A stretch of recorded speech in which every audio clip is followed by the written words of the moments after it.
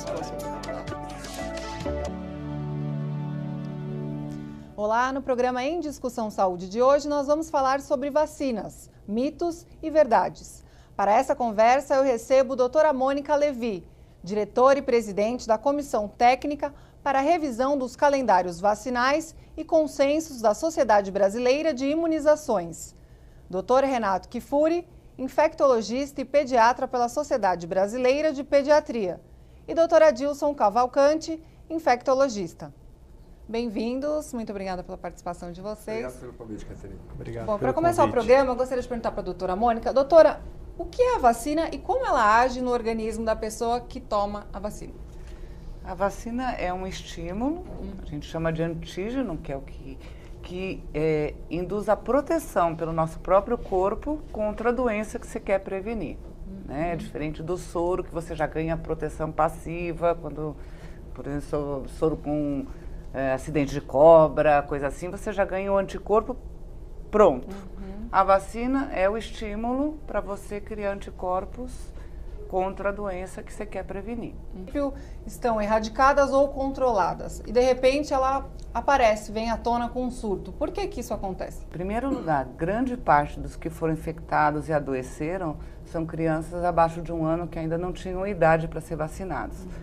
Apesar da vacina ter um grau de proteção alto, elevado, é muito importante que a gente tenha coberturas vacinais grandes, porque isso faz com que a população esteja protegida como um todo. Existem pessoas que têm contraindicação ou que não têm idade para serem vacinadas. Isso é uma questão também de responsabilidade, porque o sarampo é uma doença altamente transmissível e a gente tem o nosso papel também, não só de se proteger, a gente tem que pensar, quando se fala de vacina, no nosso papel como transmissor. Então, é um percentual muito grande de pessoas que não estavam vacinadas, principalmente na região de Roraima e Amazônia, que resultou nesse surto, né? Porque se a população tivesse com a proteção que deveria estar, com a cobertura vacinal que deveria estar, esse surto não teria acontecido.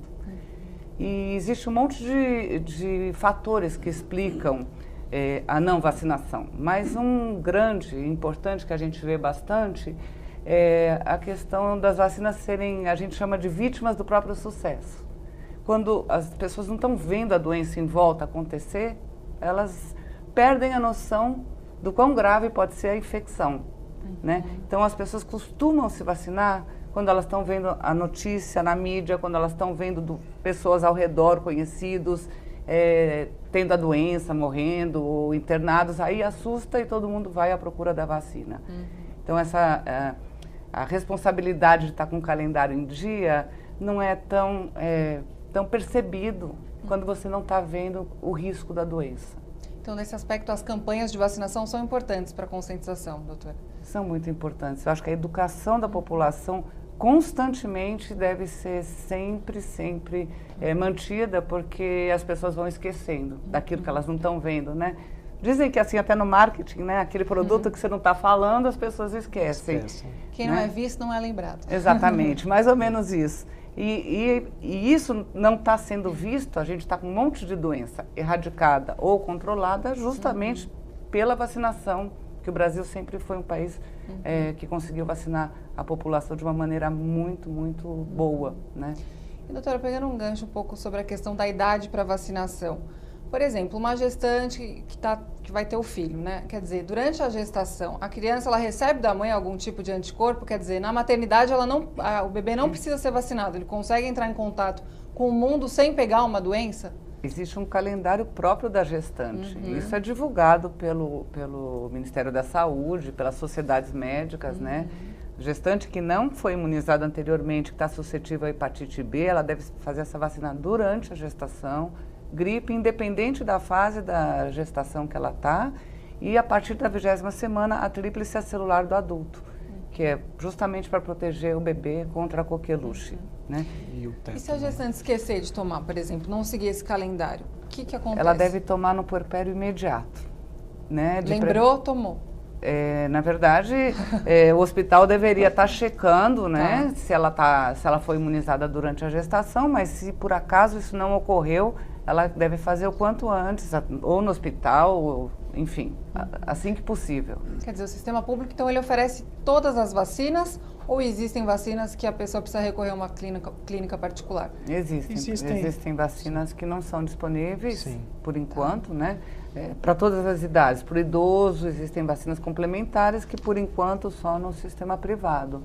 Mas a maior parte das doenças que são preveníveis por vacinação tem no calendário público. Certo. Caterina, só para complementar, eu acho que o maior mito é isso, de evento adverso, efeito colateral da vacina. A gente tem que saber explicar a quantidade mínima de pessoas que vão ter eventos adversos graves, que é irrisório, perto do número de pessoas que vão adoecer ou correr risco até de óbito, se não forem vacinadas, né? As vacinas podem causar evento adverso, na maior parte das vezes, como eles já falaram, são coisas muito leves, sabe? O que é uma febre perto de uma meningite que pode matar ou que pode causar sequela numa criança. Então a gente não pode ter medo desses pequenos eventos adversos. Tem que ter medo da doença, né? A gente tem que, na verdade, a vacina é a nossa melhor ferramenta para se proteger das doenças, né? Certo. E eu acho que isso é uma mensagem que a gente tem que passar,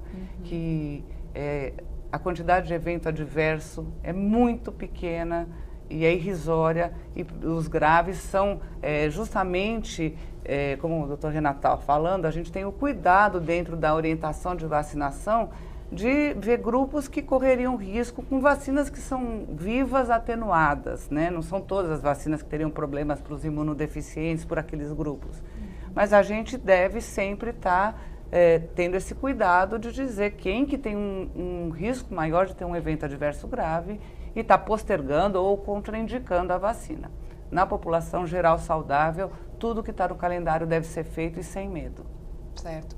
E voltando um pouco ao assunto que a gente mencionou no início do programa, a questão da gente viver num mundo globalizado, onde as pessoas estão cada vez mais interligadas. Quer dizer, quem viaja muito, é importante a pessoa, então, estar atenta às doenças dos outros países, não só do próprio país que ela vive. É isso mesmo? Isso não é só criança. Grande parte dos surtos que a gente teve aqui nos últimos anos de sarampo foram pessoas brasileiras que viajaram para a Europa, se infectaram lá, porque não estavam vacinadas, obviamente elas tiveram a doença e infectaram aqui e desencadearam surtos no Brasil. Então, o sarampo parte do princípio que todo brasileiro, todas as pessoas, né, idealmente, globalmente, devem estar vacinadas com 2 doses acima de 1 ano de idade. Mas não é só o sarampo. A gente teve aqui recente, aqui no Brasil, no estado de São Paulo, surto de cachumba, de hepatite A, tudo isso está acontecendo. Febre né? amarela. E que são doenças que são preveníveis com a vacina, né? Bom, no primeiro bloco a gente comentou então a questão da gente viver num mundo globalizado, quer dizer, interligado, e a gente sempre viajando, então a gente tem que estar muito atento às doenças de outros países. Falando um pouco do calendário, doutora, existe um calendário para a criança e um calendário para o adulto, é isso? Ou é o mesmo calendário? Não, é bem diferente. Consegue resumir para a gente, mais ou menos, como que é o calendário para crianças e adultos? Resumir o calendário é um pouco difícil, né? Na verdade, assim, não é só de criança e adulto. Por exemplo, no adolescente, a gente complementa vacinas, faz reforços eventuais do que ele não recebeu na infância. É um momento muito bom de fazer um catch-up. É muito importante o adolescente também ser visto nesse sentido, né? A vacinação do adulto normal, saudável, é igual para homens e mulheres. Existe um calendário específico para uma situação específica de gestação, um calendário específico para portadores de condições especiais. Quer dizer, são vários Cada calendários. tipo de doença implica num risco aumentado de alguma bactéria, de alguma infecção. Então, por exemplo, o diabético, ele tem uma indicação de fazer uma vacinação contra o pneumococo, independente da idade. Né? Ela é rotina para o idoso e para a criança pequena. Ela não é uma vacina rotineira num adolescente, num adulto saudável, mas portadores de condições especiais vão ter indicações especiais. Então é bem complicado a gente resumir um calendário. Como muita gente fala, isso foi um mito criado também, que a gente estava sendo cobaia. Eu escutei bastante gente achando, o Brasil está sendo cobaia. Não, o fracionamento de doses foi baseado em estudo científico, inclusive estudos brasileiros mostrando que 1/5 da dose dava uma proteção tão grande quanto a dose cheia, só não sabemos por quanto tempo. Então, pelo menos 8 anos é o que a gente sabe hoje. a vigilância do que vai acontecer é o que vai nos dizer, né? A República Democrática do Congo, em 2016, teve a mesma situação que a gente aqui no Brasil. Conseguiram controlar de uma hora para outra um surto de grandes proporções, sem vacina para todo mundo, e eles fizeram essa dose fracionada, e por isso mesmo a OMS aprovou o fracionamento de doses, e que foi a necessidade do que aconteceu aqui. Agora, uma coisa que eu acho importante, porque é uma dúvida comum, é que para a viagem internacional, para tirar o certificado internacional, eles não aceitam a dose fracionada. Tá? Aí tem que ter a comprovação da dose de meio ml, a dose normal. E não tem problema para quem estiver nessa situação tomar a dose cheia por conta da necessidade de viajar. Tá. Isso é uma dúvida muito frequente. E se a pessoa tomou a fracionada e de repente ela pode tomar? Ela pode tomar, não tem problema, não tem overdose, uma sobrecarga, não tem nenhum risco para ela estar tomando a dose normal no caso de uma necessidade. Antes dos 8 anos, não tem problema nenhum. Uma outra questão que eu acho bastante relevante a gente falar, questão que o Ministério Público divulgou recentemente, que o índice de pais que levam seus filhos para se vacinar caiu muito, né? Então, eu queria que vocês comentassem esse assunto. Por que esses pais estão querendo... Existe até, inclusive, uma onda anti-vacinação. Eu queria que vocês comentassem isso, até para que as pessoas entendam, compreendam e tirem essas inverdades da cabeça. Quer dizer, que vocês ressaltassem a importância desses pais levarem essas crianças para tomar a vacina.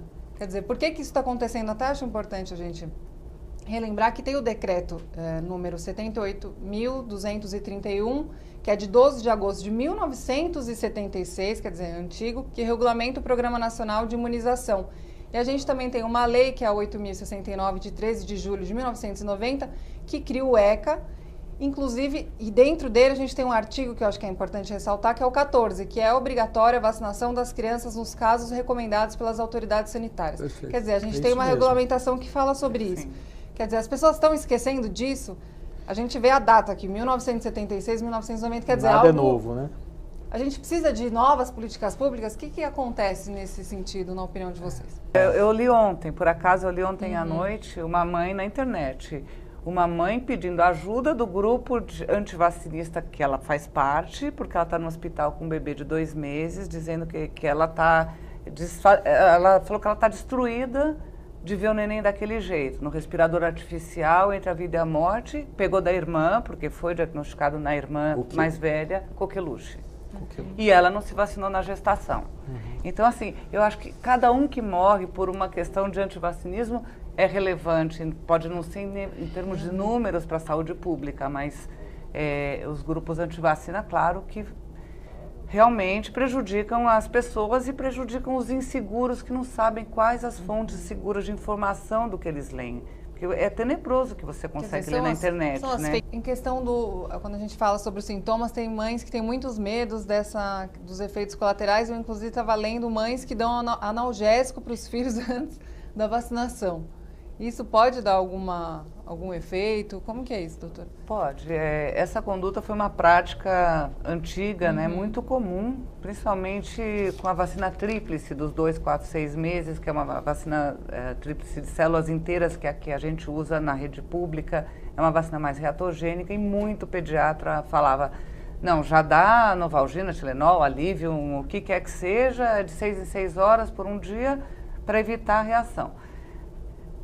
Durante muito tempo foi utilizado, com resultado, porque diminui realmente a reação, mas se viu um estudo na época do licenciamento da Pneumo 10, né?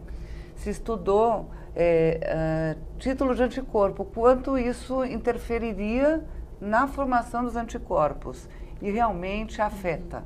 Então, dá o preventivo, o antitérmico, não é mais uma conduta adequada. Com exceção de uma única vacina que só tem na rede privada, que é a meningite meningocócica do tipo B.